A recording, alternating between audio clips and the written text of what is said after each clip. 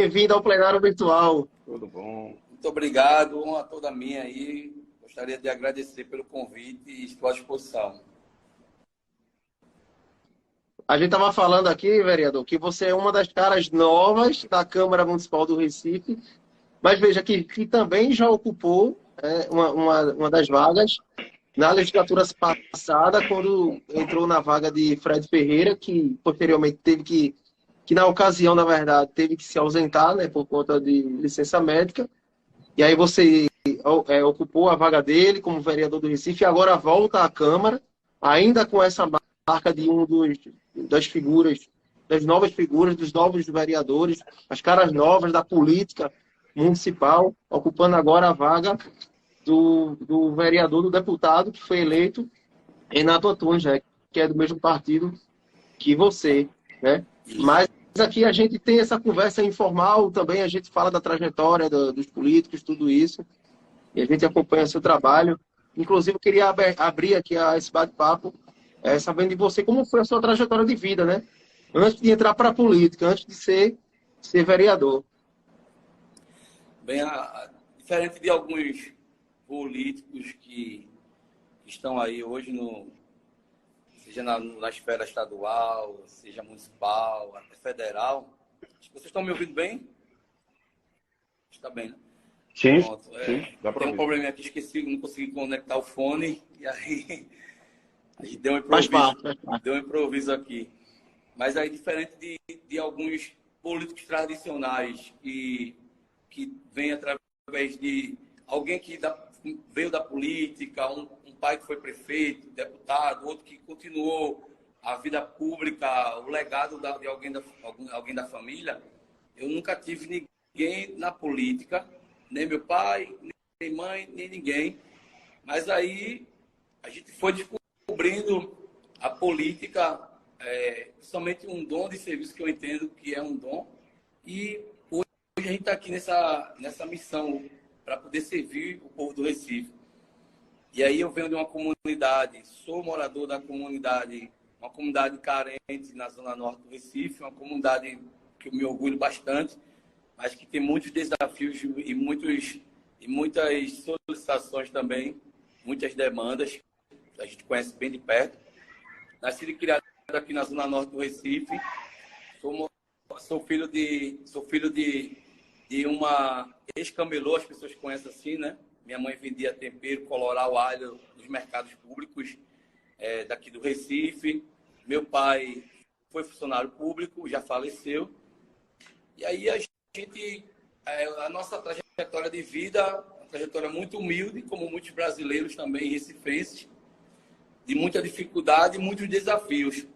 Para descobrir a política, primeiro eu descobri um dom de serviço que eu tenho, que eu agradeço todos os dias a Deus, que é uma dádiva, que é poder servir as pessoas, que é poder exercer isso como uma missão de um sacerdote.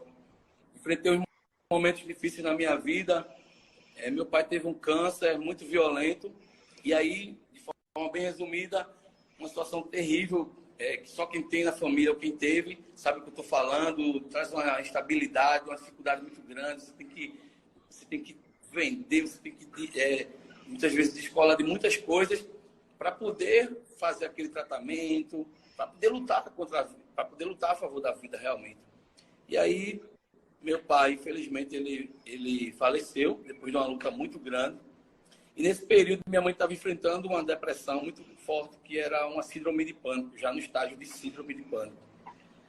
Eu era um dos mais novos, porque no caso foi encostado ao caçula, mas já trabalhava desde então, desde 8 anos de idade, ajudava minha mãe. Seja uma hora eu estava pegando frete, depois ia para a escola, outra hora eu estava lá nos mercados de São José, de Casa Amarela, do Córrego da Areia Nova Descoberta, ajudando também, colocando um tabuleiro, enquanto minha mãe estava com um tabuleirozinho fixo, eu colocava aquele ali móvel em cima do meu pescoço e saía gritando, com 8 anos de idade, vendendo, querendo ajudar em casa também, no sustento da família. No período em que meu pai faleceu, minha mãe com essa depressão, minha família toda, infelizmente, lá no chão mesmo, estável, tive que tomar a frente e assumir mesmo a família. E aí eu estava fazendo um biscates, estava sendo feirista em uma empresa que estava prestando serviço para a prefeitura aqui, e eu estava trabalhando no TRE. Foi meu primeiro emprego que eu assinei a carteira como feirista em uma empresa dessas terceirizações aqui do Recife, em 2007. E aí eu estava fazendo um trabalho de serviços gerais. Quando meu pai faleceu, 3 dias depois do falecimento do pai, quando eu voltei do luto lá que a empresa me deu, eu voltei para o TRE, o encarregado disse, olha, você não vai mais para o TRE, você agora, o rapaz vai voltar e você agora vai tirar férias lá em Santo Amaro, no cemitério de Santo Amaro. Cara, o chão, para mim, se eu já estava no chão, fiquei pior. E aí eu fui para lá, para Santo Amaro, e eu disse, rapaz, como é que eu vou trabalhar aqui? Faz 3 dias que eu enterrei meu pai. Ele disse, ou você trabalha ou você perde demissão. E aí eu tive que continuar a luta. Comecei a trabalhar. Naquele momento ali, teve um momento que eu comecei a limpar a área ali das gavetas. Foi a área que ele me colocou. E foi aonde... Pessoal ligando aqui. E aí foi quando eu estava limpando aquelas gavetas e eu olhei para o lado e vi em uma das gavetas, e eu não estava nem lembrado qual era a gaveta que meu pai tinha sido sepultado. E quando eu olhei para o lado, eu vi lá, Mário Lopes. Imagina, 3 dias que tu enterrou teu pai, teu herói, aquilo que era sempre tudo para você. Inclusive, meu pai leva o nome da ambulância comunitária que eu tenho, que atende a população, a Casa da Comunidade, que é um centro social que a gente tem, também com vários serviços para as comunidades carentes do Recife. E aí, por tudo aquilo que ele representa e representou para a gente, eu caí no chão, eu chorei, eu gritei. Foi um momento difícil. Depois eu fui logo em seguida, tirei a farda, entreguei ali para o encarregado e fui embora para casa. Minha família me apoiou. Eu enfrentei uma depressão, depois em seguida com tudo aquilo na cabeça, com uma responsabilidade grande sobre mim. Tudo aquilo que eu enfrentei durante meses numa UTI com meu pai na luta e minha mãe também enfrentando aquela situação. E aí eu passei 4 meses tomando medicação controlada. Tentei ainda, pensei em suicídio 2 vezes. Pensei em tirar minha vida por 2 vezes. Foi quando eu comecei a me envolver em ação social na minha escola estadual que eu estudava ali na Guabiraba. Foi quando eu comecei a me envolver em ação social, Conselho de Moradores da comunidade onde eu moro até hoje. E daí, quando eu fui olhar e comecei a fazer ação social, eventos, participava de palestras e tudo, ajudava nas palestras. E quando eu fui olhar, acabei a depressão. Eu tinha parado de tomar o remédio de forma automática. Eu venci a depressão naquele momento através do trabalho social, através de poder servir as pessoas, de poder ser útil para alguém. E foi daí que comecei a aumentar mais o trabalho social que eu tinha, a ampliar. Por isso que eu digo que o projeto social ajudou a salvar a minha vida, porque se não fosse isso, se Deus não tivesse colocado isso no meu caminho, eu poderia não estar aqui hoje. Né? Em 2007, quando eu falava com alguns familiares ou amigos, depressão, as pessoas diziam que era frescura, perdoa a palavra aí. Ninguém compreendia bem, nem ajudava, nem apoiava. As pessoas riam de você. Vai estar ocupado, tem... E aí, cara, eu tive que aguentar isso muitas vezes até calado, sem compartilhar com gente próxima a mim, esse momento difícil que eu enfrentei. E por isso que hoje tem Setembro Amarelo, tudo, e daí a gente começou a ampliar o trabalho, quando eu fiz, abri a Casa da Comunidade, coloquei uma psicóloga que hoje atende de graça a população, porque na época eu não tive nem condições de poder ter um acompanhamento com a psicóloga. E hoje, aquilo que eu sofri lá atrás, hoje eu ofereço para a população. Lá atrás, muitas das vezes, para o tratamento contra o câncer, a radioterapia, a quimioterapia que meu pai tinha, muitas das vezes eu não tinha R$ 20 para colocar de gasolina, de combustível, para as pessoas da comunidade levarem meu pai para o tratamento, para ir comigo. Eu descia uma escadaria, eu moro numa parte alta, descia uma escadaria, ia até um terminal de ônibus e levava meu pai, com 70 anos, debilitado de um câncer, que já estava com metástase óssea. Descia, levava meu pai de ônibus, voltava depois com meu pai de ônibus. E depois, em seguida, que eu tive um pouco mais de condições, E aí eu tive a oportunidade de poder colocar uma ambulância que até hoje atende a comunidade, seja para tratamento de algum tipo de câncer, de hemodiálise ou algum tipo de emergência que tenha na comunidade. Porque lá atrás eu vi que eu não tinha condições.